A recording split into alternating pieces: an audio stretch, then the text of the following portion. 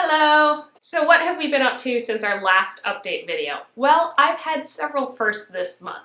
I got to run my first session as a game master, and I got to have my first experience with Dungeons & Dragons 5th edition. If you want to hear more about those experiences, you can go check out these videos. I talk about them more right over here. I also had my first experience being a part of an online game using Google Hangouts. I'm planning on doing a whole separate video discussing my thoughts on Google Hangouts and the format of online gaming, but I'll give you kind of an overview of what I thought of my first game. It was a little rough at times, but it was really fun. I enjoyed the setting and a lot of the players were really great. I really loved the fact that I was playing with people in multiple time zones in multiple countries, and we were all brought together with our love of gaming and getting to play all these really fun different characters. Now in our Thunderscape campaign, we finally made it to the Warren.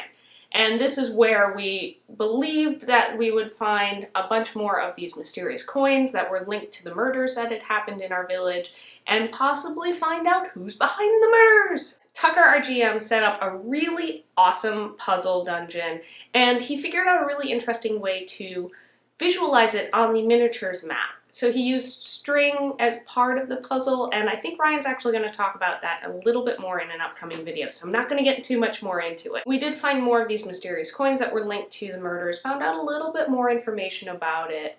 We also found a key to an abandoned cursed fortress that, well, that's going to be interesting to find out where that leads us. I have a feeling that's going to be probably the next session, but we'll find out. And I am excited because I think I found a book with some references on the coin in the world, in-game, in character. So I'm excited to finally maybe get some answers about these coins. We did some really great battles, and sadly Rom, who was the NPC in our group, passed away. That was actually really sad. We were kind of in the middle of a battle and he got hit.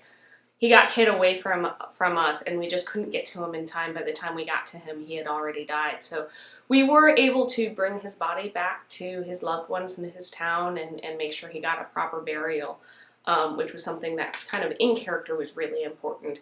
But it was just really sad to have an NPC die, even though he wasn't planned on being a part of the group. We had kind of, you know, formed a bond with him, and it was just sad. Also in the world of online, I joined a bunch of people in the brigade and we all watched the Dungeons & Dragons movie and did our own commentary on it.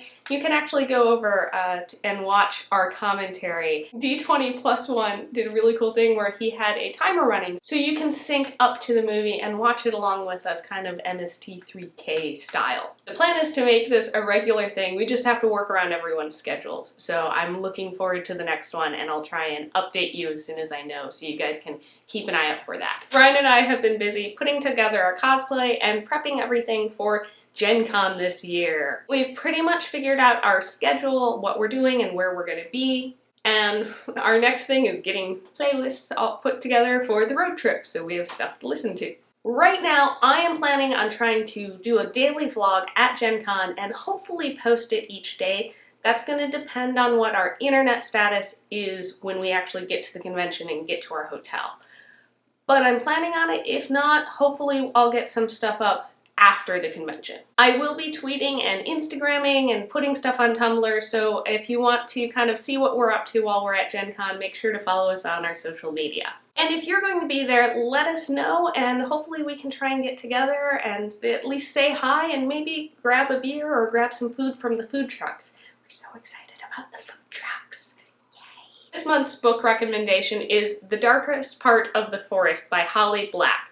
It's about a brother and sister who live in this town where humans and the Fae coexist. The book does a really good job of capturing how terrifying and beautiful Fae creatures are. The book has a lot of fights and really graphic and well-described creatures and battles and everything. One of the characters is a bard, and it's a really great example of how a bard can be really useful and actually pretty powerful member of your party. There's some really good inspiration for Fae creatures in this book. If you're playing any kind of fantasy setting, this book might give you some really cool ideas. I also like how it handles the supernatural kind of existing in a real world, because the Most of the people in the world think of this town kind of as a tourist attraction and maybe don't really believe in fairies, but everyone who lives in the town, all the locals, know that the fae are real and how dangerous they can be. But they've kind of come up with a treaty, except for, you know, something happens that throws that all into whack. So that is it for this month. As always, leave your book recommendations down in the comments and let us know if you're going to be going to GenCon. Thanks again, and we'll see you next time on Roll for Initiative.